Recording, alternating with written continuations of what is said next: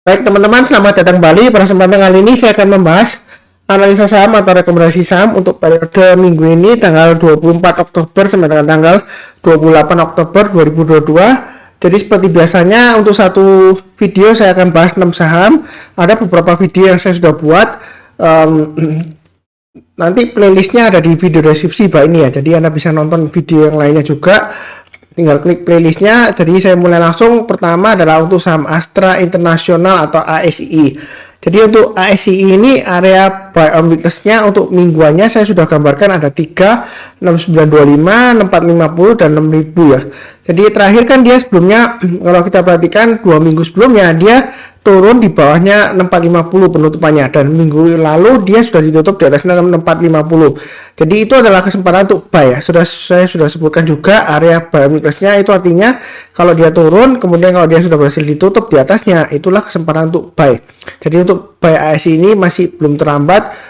Nah pertanyaannya mungkin Astra Rebound ini apakah nanti bakalan turun lagi Pak Sunar ke 6000? Kita nggak akan pernah tahu pasti apakah bakalan naik terus atau turun, enggak. Yang penting di sini kalau ikutin garis saya ini buy weakness 450 sudah mulai buy boleh ya, karena dia sudah testing di bawahnya kemudian dia berhasil rebound ditutup di atas 6450, bagus. Jadi kalau mau buy silakan. Naik ke atas 6575 yang adalah hanya minggu lalu kita boleh tambah lagi atau average up ya. Atau kalau yang masih tunggu breakout ya silakan. 6575 ke atas kita buy, target price nya 6925. Nah 6925 ke atas kita boleh tambah lagi atau average up. Sebelumnya nanya, oh Pak Sunar kalau tambah terus average up take profitnya kapan? Take profitnya adalah ketika kalau sudah kena trailing stop atau kalau misalnya kena stop loss ya, kalau loss ya seperti itu ya. Jadi fokus saya sih kalau saya rasa untuk ASI ini paling enggak target price-nya kalau mau take profit di sekitar 7.500 sampai 7.600 masih memungkinkan ya. Seperti itu ya.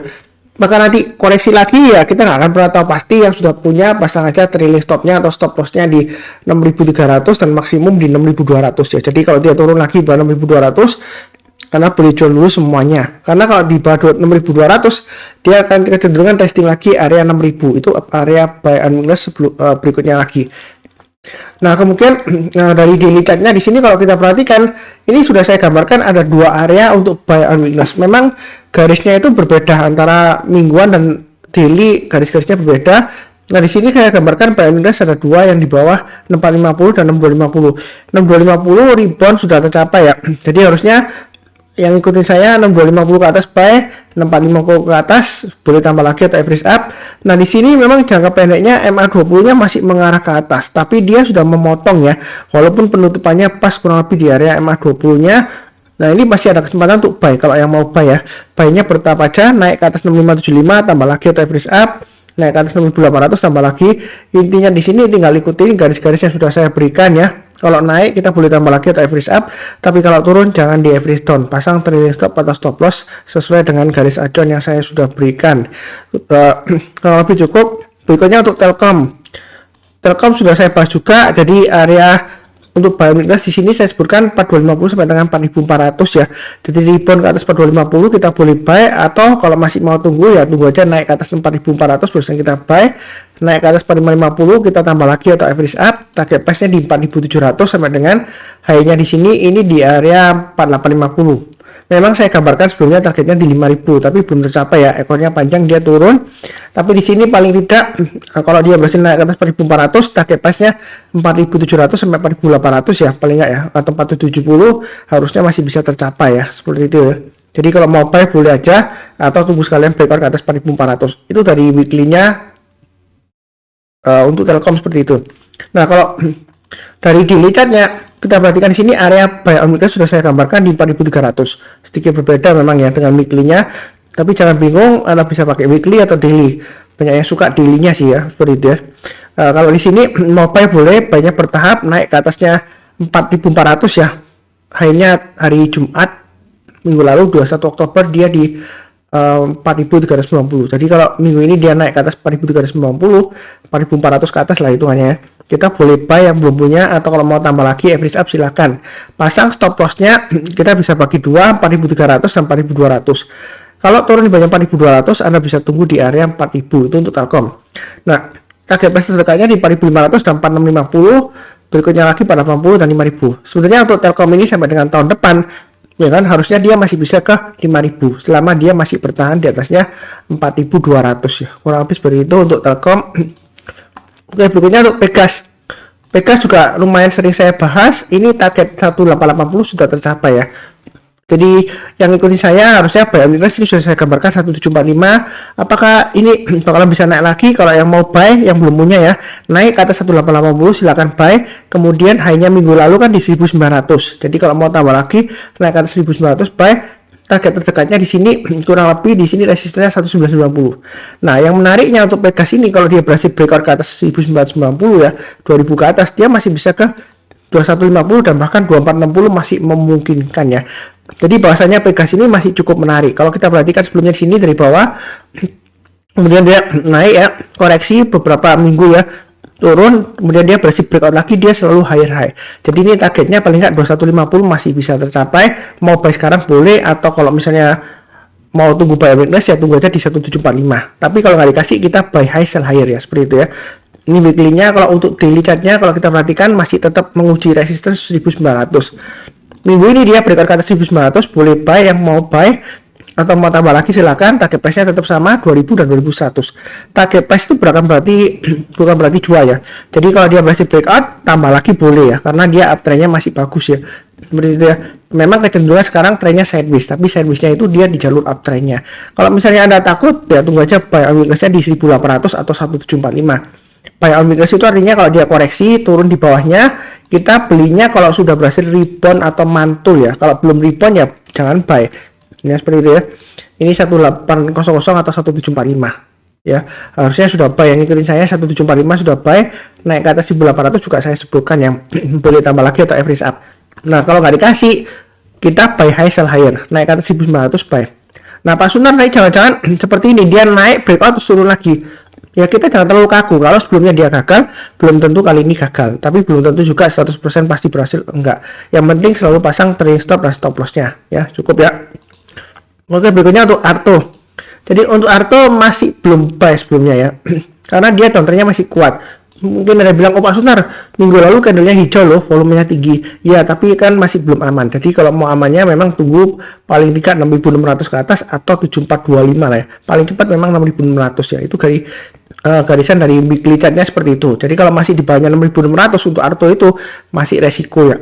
Seperti itu ya. Memang kalau kita bicara mengenai saham, kalau dia turun memang murah ya, enak ya beli ya.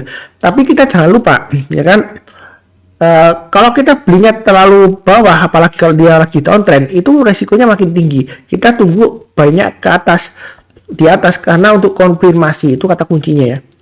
Mungkin yang sudah di bawah ngomongnya gampang ya kalau sudah terjadi ya. Biasanya dia diam aja. Nah, ketika dia turun dia diam aja, tapi begitu dia naik, ya kan dia pamer kemana-mana. Ya seperti itu ya. Intinya di sini adalah kita itu jangan melawan tren ya. Kalau masih downtrend ya tunggu aja kalau dia sudah berhasil naik di level tertentu untuk konfirmasinya. Ya seperti itu ya, untuk amannya. Jadi sekarang masih resiko, walaupun candlenya hijau masih ada peluang, tapi kalau maupun nekat mau buy ya pasang aja stop lossnya di 5.000 dan 4.700, maksimum di 4.380 lah ya. Swing ini bukan swing low ya, low-nya dari candle minggu lalu ya, seperti itu ya. Nah, kalau untuk dari daily chart-nya ini saya sebutkan memang paling amannya tunggu kalau dia berhasil naik ke atas 7.600.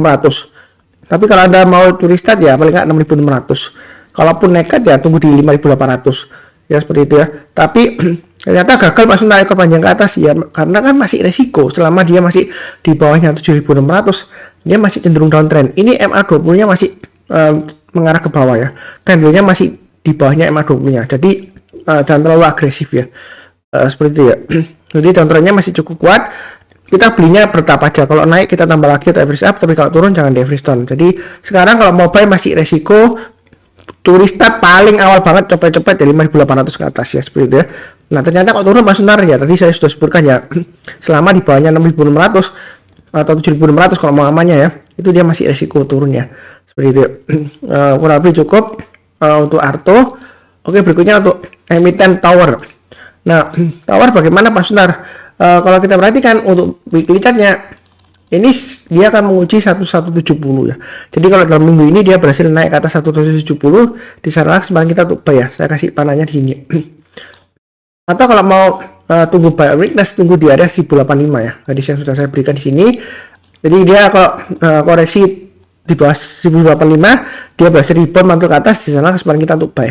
Selama dia masih di bawahnya 1085 masih resiko.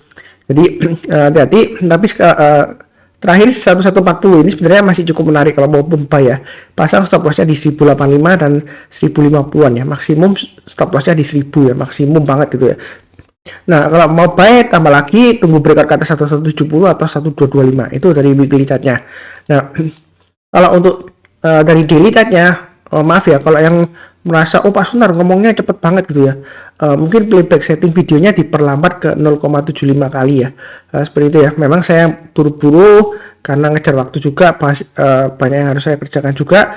Nah, di sini area buy weakness untuk tower sudah saya gambarkan ada 3, 1130, 1085 dan 1040. Artinya buy weakness itu kalau dia koreksi rebound barusan kita buy. Jadi ini kesempatan untuk buy ada ya.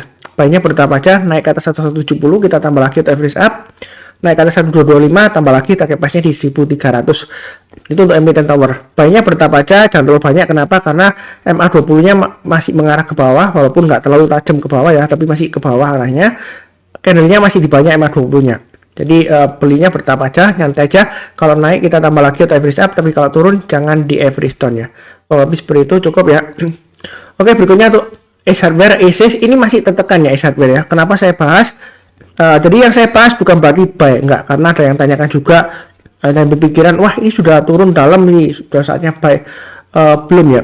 Jadi ngikutin saya dari awal, ini sudah saya gambarkan sebelumnya. Kalau maupun buy ini kan candlenya hijau, saya bilang tunggu aja naik ke atas 840 baru kita buy ya, seperti itu ya. Ternyata benar kan, kalau belum naik ke atas 840 dia malah turun ke bawah seperti itu ya. Nah, rebound pun dia gagal, dia turun ke bawah. Kalau mau buy sekarang sebenarnya masih resiko, walaupun candlenya hijau tapi volumenya naik, tapi masih resiko. Kalau Anda mau spekulasi buy, curi start istilahnya 685 lah paling cepat ya. Tunggu kalau dia breakout, paling nggak breakout ke atas MA20-nya. Tapi buy-nya juga jangan terlalu banyak karena MA20-nya masih mengarah ke bawah. Ini strong downtrend-nya masih cukup kuat ya, seperti itu. Jangan nekat buy sekarang, jangan seperti itu ya. Mungkin ya sudah buy pas di 488 lah, mungkin lagi banget ya naik ya. Ya, bukan berarti orang itu hebat tahu bottomnya, enggak ya, seperti itu ya. Kalau sudah terjadi ngomongnya gampang, biasanya misalnya sudah naik ke atas 840 ke atas gitu ya, nah, dia bisa pamer kemana-mana ya, seperti itu ya. Wah saya itu hebat loh, ini bottomnya saya beli di harga bawah ya. Kalau dia naik, kalau dia turun lagi ya, seperti itu ya. Ya secara gampangnya dia kontrarian ya, jadi dia melawan trennya. Ya kadang-kadang orang memang berhasil karena dia laki, seperti itu ya. Tapi kita biasakan best practice-nya jangan melawan tren, tunggu aja kalau sudah konfirmasi sudah berhasil naik. Paling cepat banget kalau misal pun Anda mau curi start coba-coba ya naik ke atas 600 ya, ini paling cepat ya. Tapi amannya ya tetap sama 840 ke atas. Nah, apakah nanti ketinggian Pak Sunar? Ya enggak sih, kalau dia sudah di atas 840 malah dia potensial kenaikannya lumayan tinggi ya, bisa sampai 955 atau 1000 ke atas. Nah, seperti ini ya, dari bawah dia rally ya.